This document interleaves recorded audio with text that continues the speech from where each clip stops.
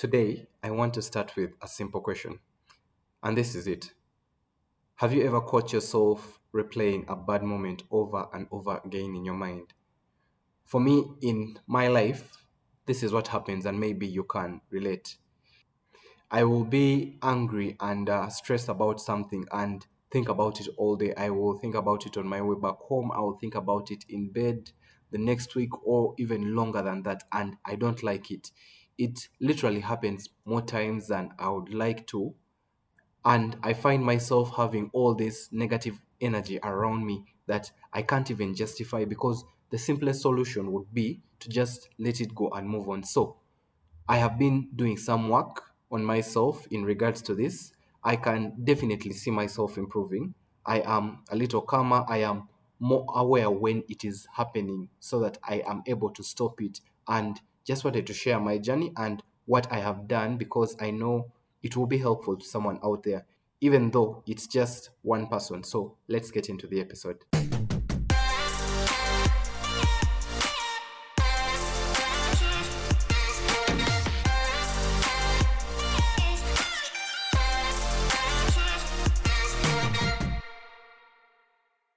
Hey there, and welcome back to the 5 to 9 Job podcast. I'm your host, Raymond, and thank you for tuning into this podcast. Thank you for tuning into this episode, wherever you are. I hope you are doing well. You are doing all you can do to be better, finding ways to live a happier life, which I hope I'll be able to help you achieve in a small way by the end of this episode. So let's kick this off with the same question I started with. Have you ever found yourself replaying something bad that happened during your day or during your week, during another year? Because we are coming to the end of this year. Have you found yourself ruminating on something negative that has already passed by? Maybe you failed at something, or someone said something that got you off, and now it's all you can think about, or at least it's just constantly there. It could even be for days, for weeks, months. I know guys who struggle with this for years, which at that point it's really bad, and that's what we want to talk about today. So I want us to understand this whole thing, and within the tips, there's something called naming it. So I want to give it a name so that we can easily relate with it. I'm choosing to call this the negative loop syndrome. It's that frustrating habit of holding on to the bad stuff, the negative things, and letting it overshadow the rest of your day, the rest of your week, and your life, maybe. You know, I am the biggest culprit here, and that's why I decided to look into how I could solve this for me. I am definitely still on the journey, but thought to share what I was doing. So today we are unpacking why we do this, the impact it has on our lives, and most importantly, how to break free from it, how to help yourself out of that ditch that you are digging yourself into. So first, let's look at why it happens. So why do we get stuck in this negative loop? So I'm going to take a small scientific detour, but stick with me, because this will help you to actually understand and maybe not blame yourself so much and take some pressure off you. So, from an evolutionary perspective, our brains are actually wired to focus on negatives. It's called negativity bias. So, back in the day, in the caveman days, focusing on threats like predators or danger kept us alive. Literally, it kept us alive. Focusing and being on the lookout for danger kept us alive. You needed to obsess over the negative, over the bad that could happen, making sure that if you survived, let me say, dying from eating a poisonous fruit or being eaten by a lion in a given situation or in a cave, that you would remember that and not go back. So very helpful in that situation. But fast forward to the 21st 20th century, fast forward to now, and that same wiring still means that we are more likely to dwell on a mistake at work than to celebrate the small compliment we got earlier, or got just immediately then, but you just ruminate on this whole thing that happened before, and then there is a psychological side. So we also just psychologically crave resolution. So when something bad happens, say a friend, a spouse, or a parent says something unfair to you, we replay it in our minds, hoping to understand it, to kind of fix it. But instead of solving the issue, we get stuck in the loop, the negative loop.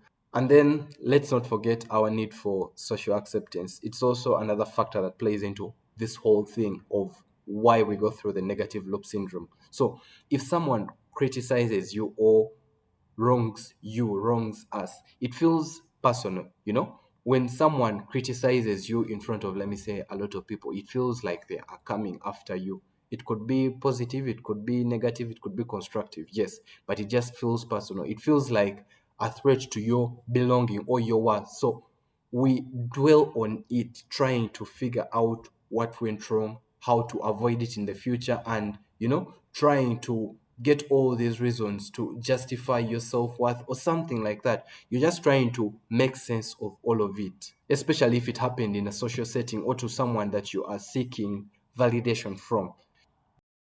So all these three schools of thought, the evolutionary perspective, the psychological, and then the social acceptance, have been put forward to kind of explain what is happening and why. But we all know this is a bad thing, and I do not want to actually scare you, but it might be, the negative loop actually costs you more than your joy and happiness.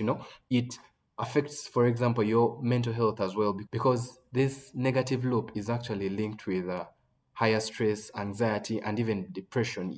It steals your time, because instead of relaxing and pursuing maybe a passion or connecting with loved ones, you are mentally stuck in the past.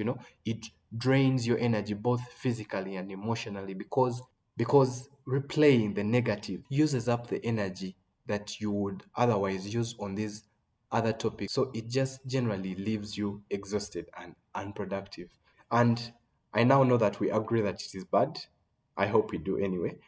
And we now know why it happens. So the goal, therefore, and the $1 million question here is, how do we break it? How do we break the cycle? How do we break out of this negative loop?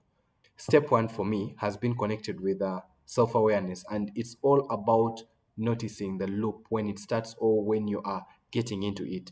Recognizing when you are either stuck or in it, and then not just recognizing it, but you name it. You literally say to yourself, I'm in a negative loop, and this will actually help you know that you are going down the wrong path, which in turn makes it easier for you to distance yourself from those thoughts, from the negative thoughts.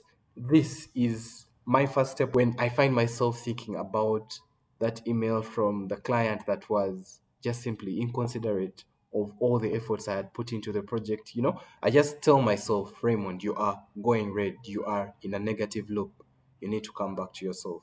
And then I take some time, I come back, and then I go to step two, which is to shift your focus. You interrupt the loop with a positive action. So it could range from very small things to very dramatic things, but a small one could be to go for a walk, to listen to music, or to just start a quick journal entry, a gratitude list, whatever your kind of tea is. Shifting your focus breaks that mental momentum that the negative thoughts have on you, which helps you to just stay grounded all out. And then three is to reframe the event and find ways to get something good out of it. Jordan Peterson actually has an extreme example of this where he says that even at a funeral, it's a bloody thing, yes, but you could find meaning in being the dependable one, in being together and trudging through, being the rock that other people have to lean on, being the shoulder that others, being helpful generally, not letting the whole tragedy take you down and ruminating on all the things that you're going to miss about this person. Everyone in that moment, yes, it is understandable that you should be in grief, but you could find so much meaning in being the one whose shoulders people cry on, the one that people will point back to that time and say, you know what, this person actually helped me get through this, despite of the fact that he was going through it or he was closely proximate to it. So just ask yourself, what can I learn from this? How can I use this to show that I am empathetic, to show my spouse that I am willing to work and talk about the tough things? Being able to turn that negative into a lesson can literally help you move forward instead of getting stuck. Okay. And then 4 is to set boundaries. And I'm going to use a work example. You see, if the loop is work related, you just simply can solve that by creating a mental boundary. For example, when you leave the office, you just physically need to say to yourself, work stays here. And then everything bad that happened at work just stays there at your desk with the paper clips and unread emails, until you come in the next morning, you come in tomorrow. That's when you take up all that luggage and you can, start to solve the problems and everything. But if you go home with them and then you start to think about this whole thing, you're not being present with your family, you are not affording yourself and your brain time to be better prepared and relaxed and, re-energized to face that problem head on tomorrow. So the best advice I have had for my work stress is to actually set that boundary and to have that mental block that when it reaches 6 p.m., unless it's a critical emergency, I am not going to take this up. I am not going to, ruminate on something that I have failed to solve today. No, tomorrow is a day. Tomorrow I will have more energy and more mental bandwidth to deal with this issue. So let me just leave it for tomorrow. And then 5, and lastly, is to use a distraction technique. When the thought creeps in, immediately just do something engaging, something like talking to a friend, doing a puzzle, going out for a walk. Sometimes for me, I just have to go for tennis, which is huge, yes, but you just need activities that simply distract your brain productively and positively, not with social media, which can instead just make things worse. So I hope you got that. But just to go through the list once more: 1 is to name it and be self aware. 2 is to shift your focus and make sure you interrupt that loop with a positive action. And then 3 is to reframe the event and find something positive about it, regardless of the fact that it is negative. 4 is to set boundaries and know where what ends and when it ends. And then 3 is to use a distraction technique, anything that just helps you to completely put your mind off that specific event. And the following 5 tips have actually worked for me, and I know they will work for you or some of you. And this is the reason why I wanted to share this. This podcast is built on the premise of the whole 5 to 9 hours, so 5 p.m. to 9 a.m. And you realize this is the time that we mostly ruminate on things that, have happened during the day or something like that. And yet we have talked about this time and time again on this podcast, that this is the time that can help you to build the life that you want. So the 9 to 5 hours are your time. Do not let one bad moment steal that from you. The negative loop syndrome might be common, but it doesn't have to define your life. And I don't want it to define your life. This is why I am sharing this episode and sharing these tips, hoping that they will help you. So from this day, when you find yourself replaying something bad that happened, try one of these trips. Try to go through all of them. They are simple tips and they could help you a lot. So you just have to name it, shift your focus, reframe it, and distract yourself. And keep it in mind that you have the power to choose where your energy goes. As Tony Robbins says, where focus goes, energy flows. So make sure that you focus on the positive. Make sure you avoid focusing on the negative. And with that, I don't want this to feel like a lecture.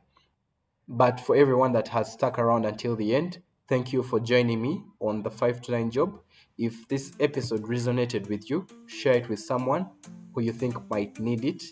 Don't forget to subscribe and leave a review. So until next time, keep growing and keep living your best life. See you in the next episode.